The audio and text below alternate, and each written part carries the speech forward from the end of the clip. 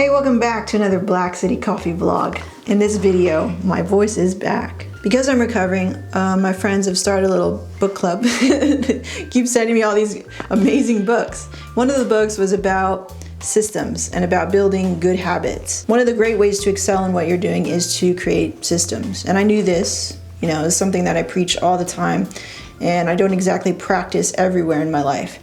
I know that systems are so important, and I talked about this here on this channel, which is like, how can you create a system, a workflow, a standard for yourself as you're roasting and you're learning and you're finding out all these things and just trying to make things more streamlined and efficient. In order for me to be a master roaster, I concluded that I need to be a lot better with my systems. And one of those systems is how I document new greens, how I profile coffees, am I able to stick and be consistent to those profiles.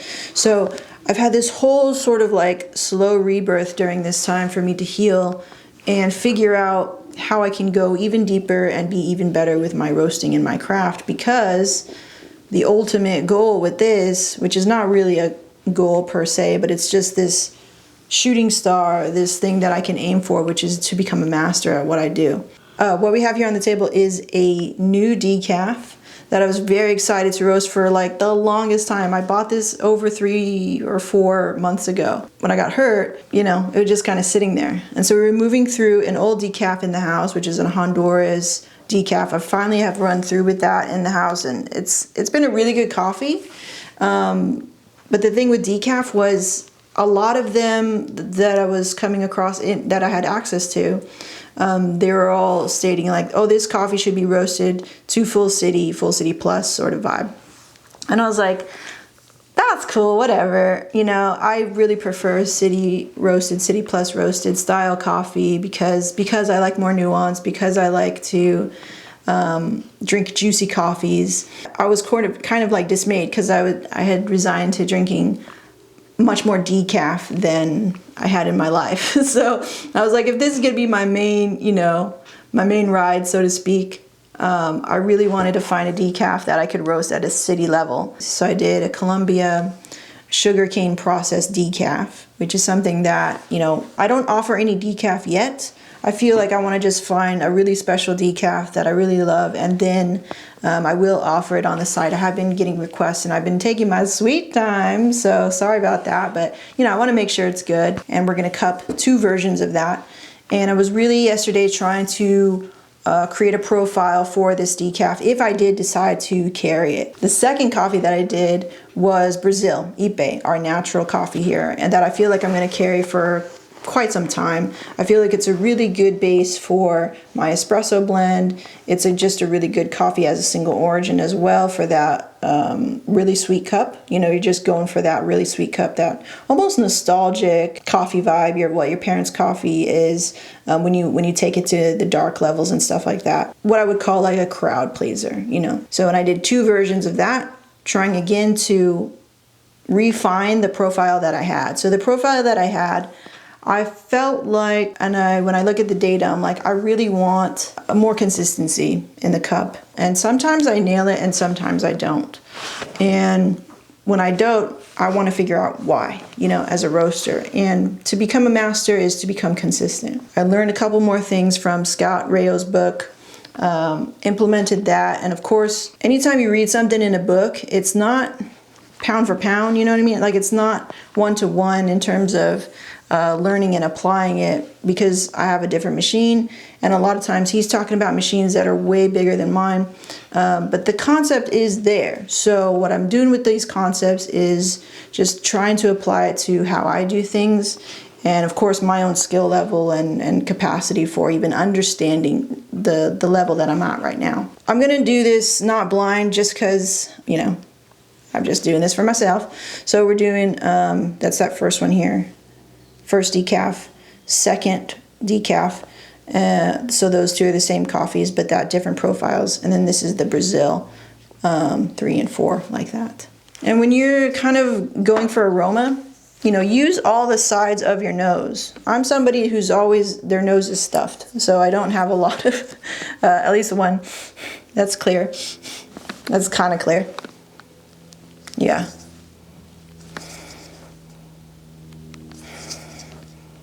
So, you know, with my limited mobility, I'm just going to do the best that I can. When you agitate the beans this way too, you can also, you know, get it to generate more. We're just trying to see if what we did, you know, in our profiling, and I'll take a look at my roast curve data as well. I want to see where and when I excelled and didn't excel, obviously. See where I fell down, see if the crashes are too soft or too sharp. The crashes after first crack, I mean, and just see if the development and the plan that I had going in for these profiles, especially with this new coffee, were successful or not, and then go in and see if I need to address anything and fix anything. So I've only dealt with Swiss water decaf. What they do with this is, since they have a lot of sugar cane, like the crop is really prevalent in Colombia, it's super easy, it's cheap for them to make and stuff like that. They have a lot of access to it. What they do is they turn it into molasses and they let that ferment and it turns into alcohol. And then they mix that alcohol, or they combine that alcohol with acetic acid, and they make ethyl acetate. Yeah, sorry. I failed chemistry. No, I didn't fail chemistry, I got C in chemistry. So they make ethyl acetate. All right, so they have this compound. Typically with any decaf, what they're doing is they're using water and steam to open up the bean. So kind of think of it like opening the pores, the cell structure of the coffee, so that they can now take out the caffeine. So you're opening the doors to expose the caffeine inside. They take this ethyl acetate, and what it does is it dissolves the caffeine, if I remember correctly. It dissolves it. And then after they do that, they have to wash it so that they take away that ethyl acetate flavor, I guess. And then they let it dry and try to get it back to the same sort of like humidity as it was before it was decaf. The coffee, like standard coffee humidity or moisture level, basically, is around 8 to 12%. So that's like a really safe region. Wow, that's so fluffy. A safe region of moisture level within the coffee so that you have good tasting coffee. If it's less than that, it's probably going to be, you know, really underdeveloped, grassy, things like that. And then if you have more moisture than that, you potentially could have more flavors, but then it's not really economically feasible, because with more moisture comes more things like mold and stuff to your coffee. So within green, they're always looking for like 8 to 12% of moisture content, right? So they're trying to just get the coffee back to that, whatever that was. I don't have that information for this particular coffee, for the humidity levels or the moisture levels. Whoop. But it should be around 8 to 12. It should fall within there. I didn't break the crust and sniff because I can't really right now. So, you know, sorry about that. I really don't get anything telling for me when I do break the crust. I'm always like, I think I don't have a very good nose for that. So it's not really that important to me to break the crust and smell it. And I'm, you know, immobile. I can't really do that right now. So we're gonna let these cool down a little bit, maybe to about 7 or 8 minutes, and then we're gonna start cupping. This was also interesting too when I was going into roasting it. This is a high elevation coffee, 1,700 to like 2,000 meters elevation, right? So it's a dense coffee. It's a small bean. The bean is pretty small. Some of them are varied, like this one's a little bit bigger, but it's a really small bean. It's dense. So whenever I approach a new coffee, I would always look at just the elevation and just go from there. And then whether it was, what was the process? Was it washed? Was it natural? So with decafs, I'm always roasting just a little bit more gentler, just because the caffeine has been taken out of there, so it doesn't have that structural, you know, I guess integrity to withstand against say, a normal caffeinated coffee, right? So you have to go a little bit gentler so you don't burn the coffee, you don't scorch it, whatever. So I typically go with a lower charge temp, 350 to maybe like 370, like that, depending. Because this is decaf, however, it's a high elevation coffee and a small bean. I was like, so what should I do with that? So I went with 375, and I was like, this will just be my first go, and then, you know, we'll manage the heat and we'll just go from there. I did a 1 minute soak at 0%. After my soak, I came up to just 2 kPa. My max is 2.5 kPa. So I came up not to full power. Basically, you would call that, I guess, 75%. 75% of my max, my full power on my machine there. That information there, like if I can get the charge temp, you know, if I can start with a good charge temp and then kind of figure out if I'm going to go full power or not. And I'm usually making the decision of like, I'm going to go either, after my soak, I'm going to go either to 2.5 kPa or I'm going to go to 2. That's really it. So, you know, it's nice to, you know, have parameters where I don't have to make too many decisions. So the more that I can just like nail one thing at a time and change one thing at a time, that's a lot better in terms of learning. Because if you try to change too many things at once, you won't really know what is affecting what. If I look back at the data, the mid-phase went a little longer. With decaf, first crack is always kind of tough for me to call.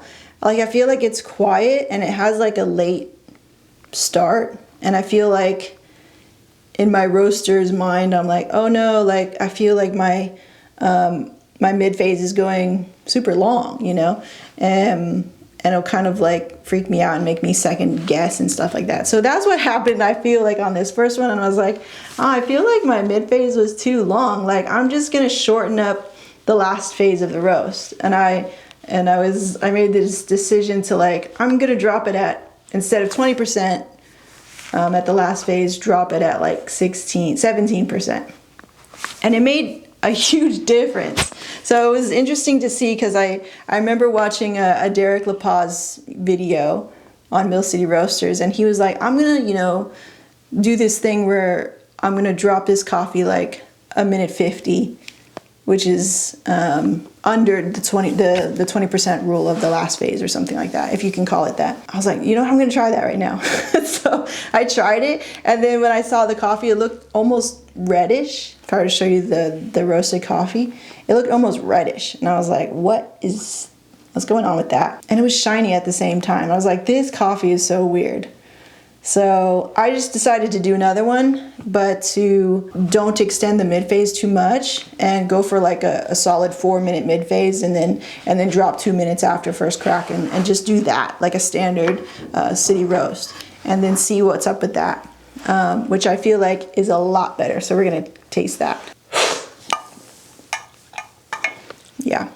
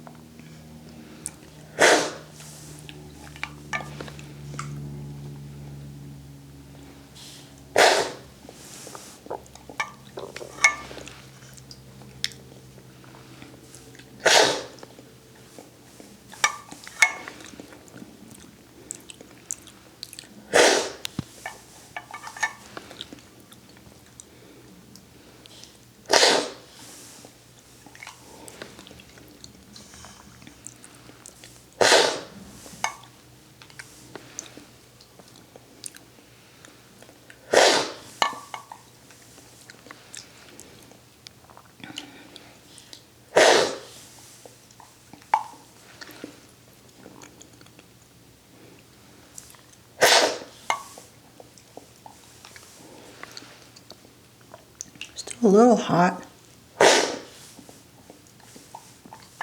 Maybe 9 minutes.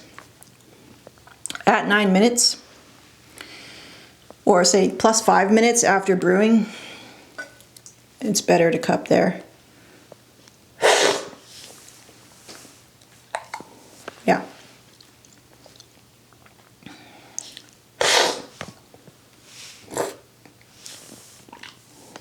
I'm missing a bit of my teeth, so the coffee comes out sometimes.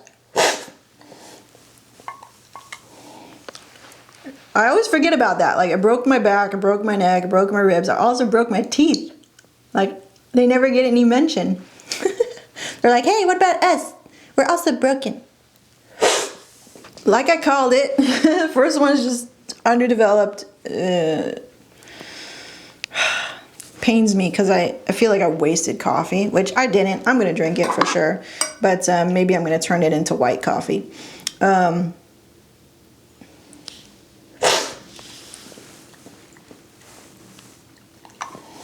It's just more, it's not like it's bad. It's lacking this, if I were to think of it, got its hat on, it's got a fancy hat, it's really juicy, it's got some fruit, it's fruity, but it doesn't have any legs. No legs in the fight, like no nice round body, nothing for me to kind of grasp onto in a way in the mouthfeel.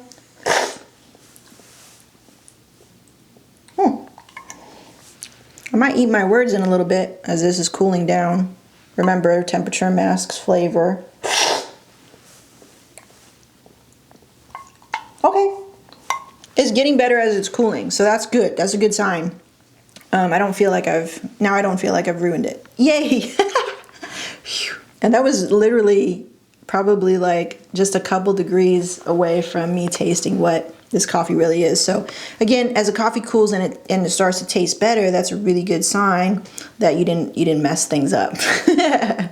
And two, for the customer, say for a customer, like on a consumer's level, you know, they're not drinking their coffee piping hot, and they're also not cupping the coffee like this if they're drinking it for normal use.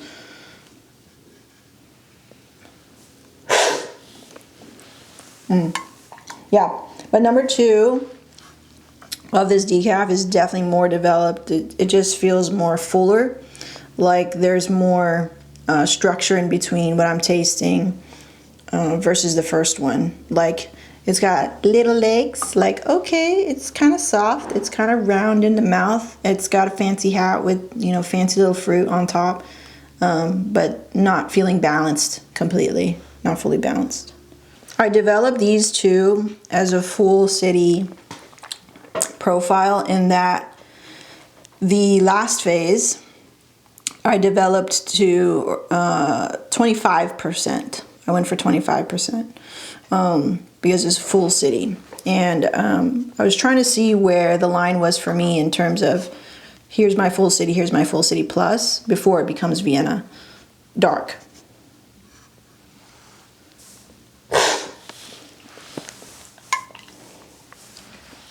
Okay.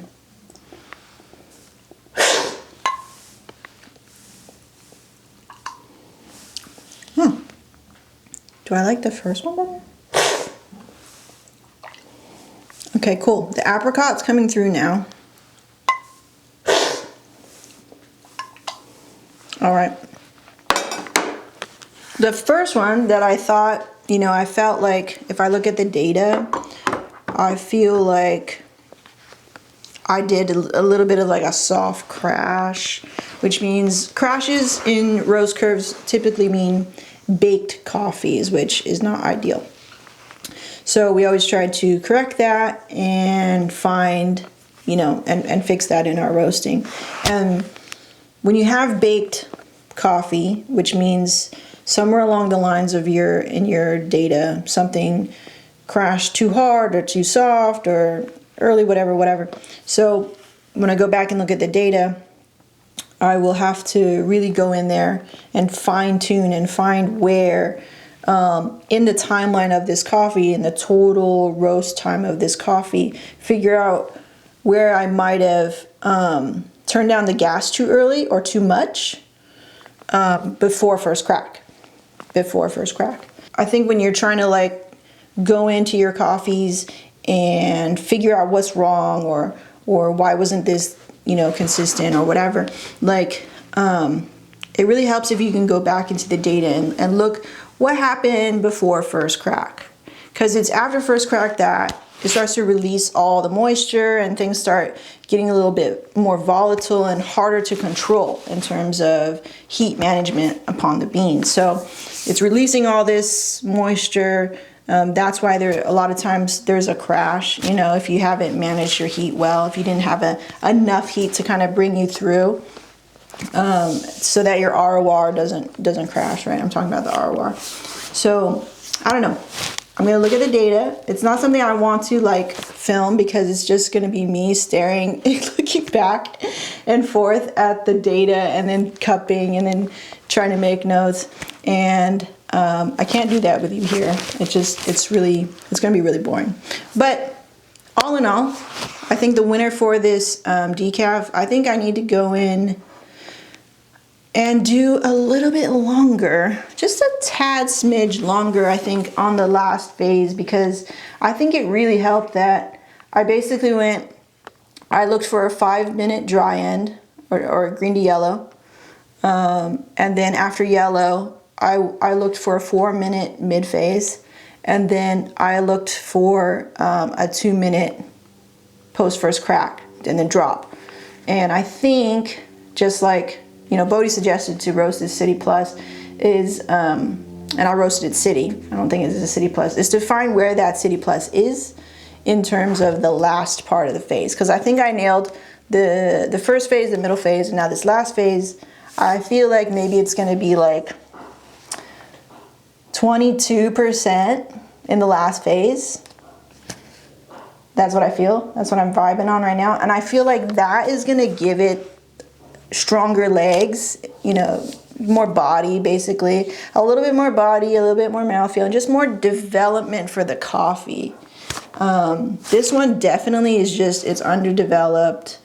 It's bright, it's not undrinkable, it's not an ugly coffee. It's still a beautiful coffee, because if you roast something, if you roast a great green, like it's specialty coffee, right? If you're roasting specialty coffee, it's still gonna be good, it's still gonna be drinkable. But when you compare it to things that I guess that you've tried before, you'll have preferences. But this is never gonna be a bad cup of coffee. I guess I could turn it bad by like roasting it all to hell, but it's not bad. This is what it means to be a roaster. It's just like finding those really minute differences. That's the art of it. And if I can always make the comparison to being a photographer, because I have, you know, my husband as a comparison, and he does all these little tiny things with his pictures. And then he's ready to like show it to the world, and clients have no idea, and they can't tell, they never can tell. And that's, I think, what happens with coffee, and I think perhaps maybe with a lot of artistry, is like how you got there as an artist is totally yours. You know, I'm doing all these little things, and I have all these influences: Scott Rail, Mill City, Bodhi, whatever, everything, Sweet Maria's, all these, like, you know, those are kind of like the big players in my circle anyway. Onyx, Coffee Lab, all these influences that come in, and then, you know, I interpret it, and then blip, this is what comes out. And I'm doing all these things, and they matter to me, but they wouldn't necessarily matter to, say, like, my customer. So this, you know, this is for the geeks, you know, the roasters out there who are tweaking and just like, ooh, finding little things. Anyway, gets me going. I'm so excited to just do this stuff. I will be putting decaf on the board soon, I hope. I have some other samples to cup.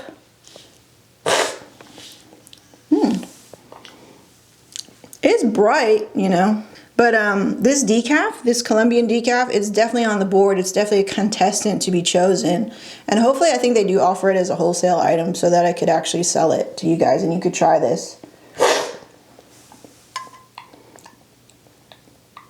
Yeah, hollow. You know, when I read the terms hollow, round, soft, I'm finally understanding what the heck they're saying.